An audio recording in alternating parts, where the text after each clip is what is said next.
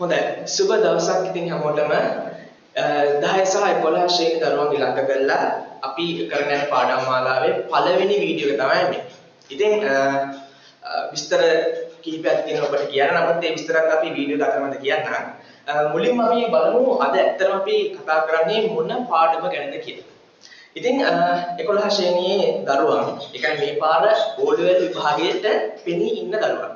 ඉතින් ඔවුන් වෙනුවෙන් තමයි විශේෂයෙන්ම අද පාඩම අපි සකස් කරලා තියෙන්නේ 11 ශ්‍රේණියේ 13 වෙනි පාඩම සමීකරණ පාඩම. ඉතින් මේ සමීකරණ පාඩමේ තියෙන සියලුම ගණන් ටික කතා කරන්න නෙවෙයි මේ වීඩියෝ එක අපි කරන්නේ. මෙතනදී අපි උත්සාහ කරනවා මේ පාඩමේ තියෙන මූලිකම කරුණු ටික මොනවද කියලා ඔබට අවබෝධයක් ලබා දෙන්න. ඉතින් දරුවනේ මේක මේ විජය ගණිත පාඩමක්නේ. විජය ගණිතය කොච්චර වැදගත්ද කියලා අපි වෙනම වීඩියෝ එකකින් කතා කරන්න. නමුත් විභාගයට කොච්චර වැදගත්ද කියලා ඔබ තීරු කරගෙන ඉන්න ඕනේ. ඒකට හේතුව තමයි සාමාන්‍ය පෙළ විභාගයේ ඔබට ගණිත ගැටලු ගණනාවක් විසඳන්න විජය ගණිත දැනුම අවශ්‍යයි.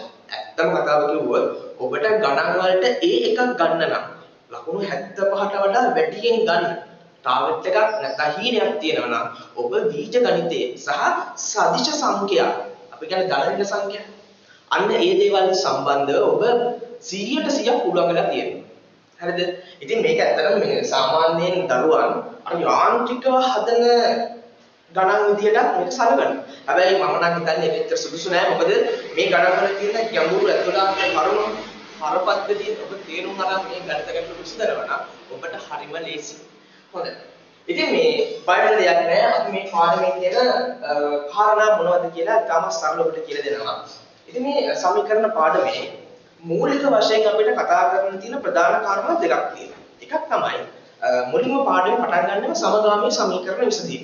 ඊට පස්සේ තමයි සමීකරණයක අපි නොදන්නා පදේ අගය සොයන නැත්නම් විශේෂයෙන් x වල අගය හොයන්නේ කොහොමද කියලා ඉගෙන ගන්න එක. හැබැයි මම මෙතනදී මේ සමගාමී සමීකරණ විසඳීම කියන කොටස වීඩියෝ එකට ඇතුළත් කරන්නේ නැහැ. මම ඒක වෙනම වීඩියෝ එකකින් මේ ඔයගොල්ලන්ට මේ ගෙනෙන්නම්. මොකද නැත්නම් මේ වීඩියෝ ගොඩක් දික් වෙන හින්දා. ඉතින් මේ සමගාමී සමීකරණ වලින් පස්සේ අපිට කතා කරන්න තියෙන්නේ සමීකරණ විසඳන ආකාරය ගැන. අන්‍යේන්ද්‍රිය සමීකරණ විසඳන ආකාර තුනක් ගැන අපිට ඉගෙන ගන්න තියෙනවා. අතනම සාමාන්‍ය පෙළ විභාගයට පෙනෙන දරුවේ සමීකරණ විසඳීම සම්බන්ධව ඉගෙන ගන්න අවසානම කොටස මේක. හරිද? ඉතින් විභාගයට විශේෂයෙන්ම මේ සාධක මගින් වර්ග කරන ක්‍රමයේ මගින් සහ සූත්‍රයේ මගින් කියන මේ ක්‍රම තුනම දැනගෙන ඉන්න එක මාර වැදගත්. හරිද? ඉතින් මේ පාඩමේ තියෙන්නේ සමීකරණ විසඳන ආකාර තුනක්. සාධක මගින් වර්ග පූර්ණය සහ සූත්‍රය මගින්. මේ සාධක මගින් කොහොමද සමීකරණ විසඳන්නේ කියලා ඔයගොල්ලෝ 9 පන්තිය සහ 10 ශ්‍රේණියේදී අධ්‍යයනය කරලා තියෙනවා. ඒ නිසා මම මෙතනදී සූදානම් වෙන්නේ නැහැ සාධක මගින් කොහොමද කියලා ලොකු විස්තරයක් කරන්න. හරිද? හැබැයි මම ඒ ගැන වෙනම වීඩියෝ එකක් කරන්නම්. සාධක මගින් අපි එක ගානක් විතරක් මම ඔයගොල්ලන්ට කියලා දෙන්නම් කොහොමද කියලා මතක් වෙන්න. මම විශේෂයෙන් අවධානය යොමු කරන්නේ වර්ග පූර්ණය සහ සූත්‍රය භාවිතයෙන් කොහොමද ගණිත ගැටලු විසඳන්නේ කියලා. හොඳයි. එහෙනම් අපි මේ මුලින්ම සාධක මගින් කොහොමද ගානක් විසඳන්නේ කියන කුංචි උදාහරණයකින් ඔයගොල්ලන්ට පැහැදිලි කරන්න. හොඳයි. මේක විසඳන්නේ කොහොමද? ඉතින් මේ වගේ ගැටලු ඔයගොල්ලෝ 10 ශ්‍රේණියේදී අධ්‍යයනය කරලා තියෙනවා. ඉතින් බලමු අපි කොහොමද විසඳන්නේ කියලා. ඉතින් මේකද අපි මුලින්ම කරන්නේ මේ වර්ගජ සිතේ නැත්නම් වර්ග සමීකරණයේ මේ ප්‍රධාන කොටස් තුනක් ඔබ දැනගෙන ඉන්න ඕනේ. පළවෙනි දිනේ මේ වර්ගපදේ. වර්ගපදේ ඉස්සරහා සංගුණකයක් තියෙන්නත් පුළුවන් නැති වෙන්නත් පුළුවන්. ඇත්තටම සංගුණකයක් මෙතන නෑ කියලා කියන්නේ සංගුණකයේ එකයි. ඒක උඩ දාන්න. ඊළඟට තියෙන්නේ මේ විජය පදේම වර්ග නැති සාමාන්‍ය විජය පදයක් තියෙන. ඊළඟට තමයි නියත පදේ තියෙන්නේ.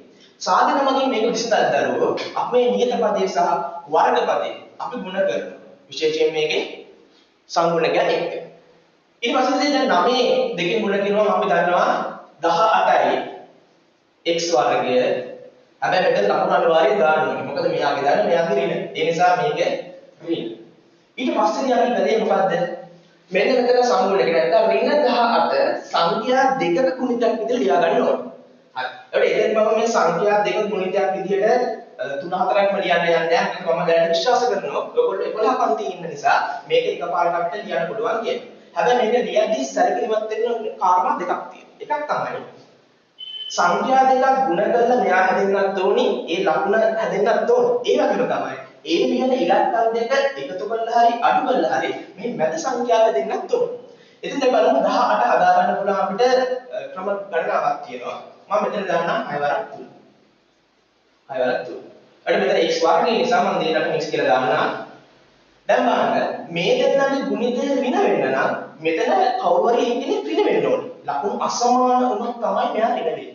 ඒ වගේම කාටද ඍණ දාන්නේ කාටද ධන දාන්නේ. අන්න ඒක නිරීක්ෂණය කරන්න සහ තීරණය කරන්න වෙන්නේ මෙන්න මෙයා දිහා බලන්න. ධන 3 ලැබෙන්න නම් මෙතෙන්ට ධන දාලා මෙතෙන්ට ඍණ දාන්න. ඒකට හේතුව කොහොමද දන්නව? ලකුණු අසමාන වෙනකොට දෙන්නේ මොකද වෙන්නේ? වැඩි එක්කෙනාගෙන් අඩු එක්කෙනා අඩු වෙලා වැඩි එක්කෙනාගේ ලකුණු තමයි උත්තර දාන්නේ. 6න් 3ක් අඩු කරනවා 3යිනේ. ඒකට 6 ලකුණු මොකද දාන්නේ? මේ දෙන්නගේ ලකුණු අසමාන නිසා 6 3 ඍණ 18 ගෙදෙන. එහෙනම් මම මෙහෙම දැක් කරනවා 2x වර්ගය මෙන්න මෙයා වෙනුවට මම දැන් ලියන්නේ මෙන්න මේ දෙන්න. ඒ දෙන්න ලියන පිළිවෙලක් තියනවද? නැහැ. ඒක පිළිවෙලක් නැහැ.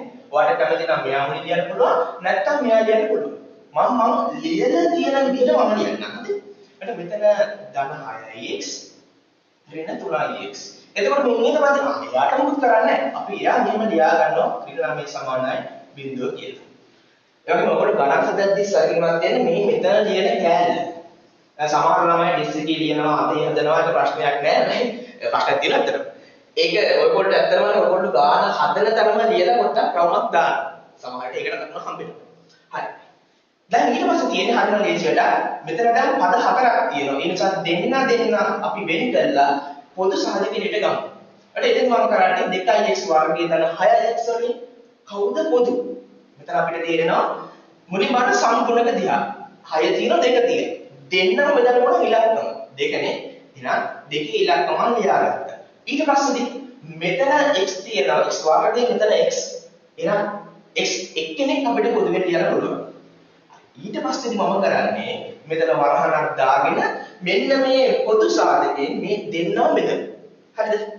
එතකොට මම බෙදන්නම් මෙතන 2x මෙතන 2x. ඉතින් බෙදන්න.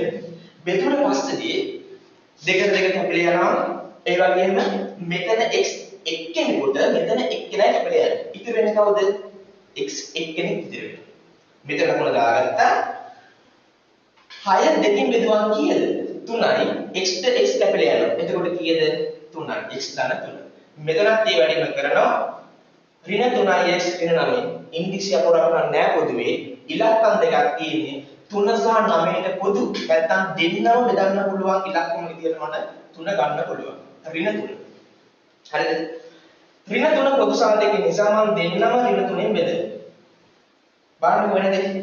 දැන් ඍණ 3ෙන් බෙදුවා කැපිලා යනවා. ඊට ධන x විතරයි ඉතිරි වෙන්නේ. ඍණ 9 ඍණ 3ෙන් බෙදුවා ධන බවටපත් වෙනවා 9ට 3වත් 3.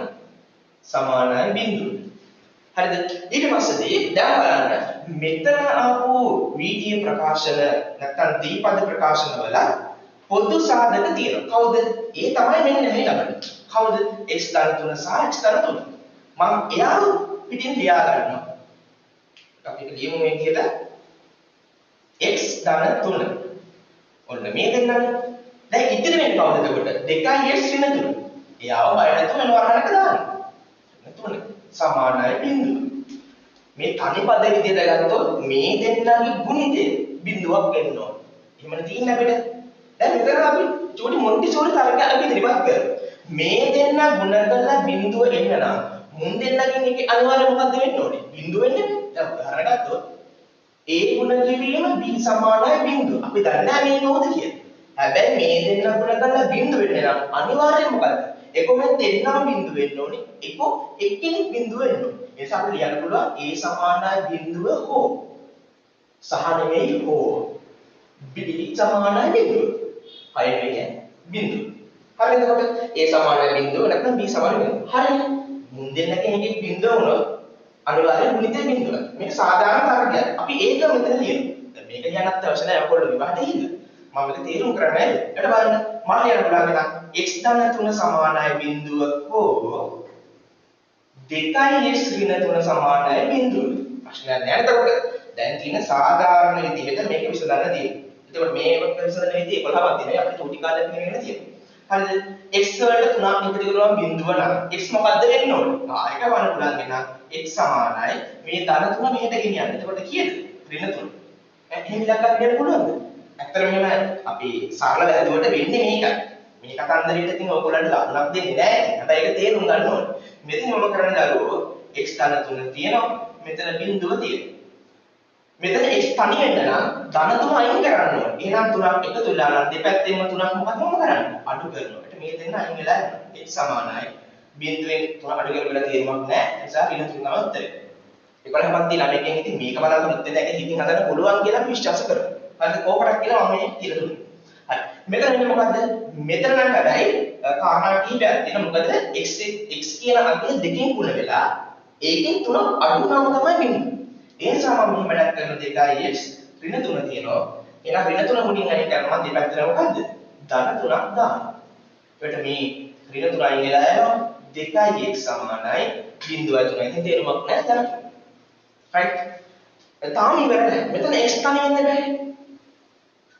එතකොට x තනි වෙන නම් x දෙකෙන් ගුණ වෙලා තියෙනවා. දෙකෙන් බෙදුවා නම් හරි. x සමානයි 3 බෙදීම 2. හරිද?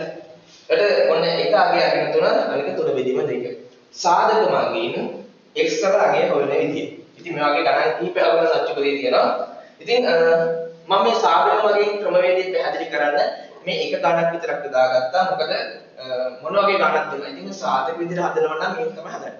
හැබැයි තේරුම් ගන්න. ඕනම වීඩිය නැත්නම් වර්ගජ ප්‍රකාශනයක් මේ විදියට හදන්න යන්න බෑ. අන්න ඒක විසඳුමක් විදිහ තමයි අපිට ඊළඟ ක්‍රමවේදය තියෙන්නේ. අපි නම් ඊළඟට ඒ ක්‍රමවේදය කතා කරමු.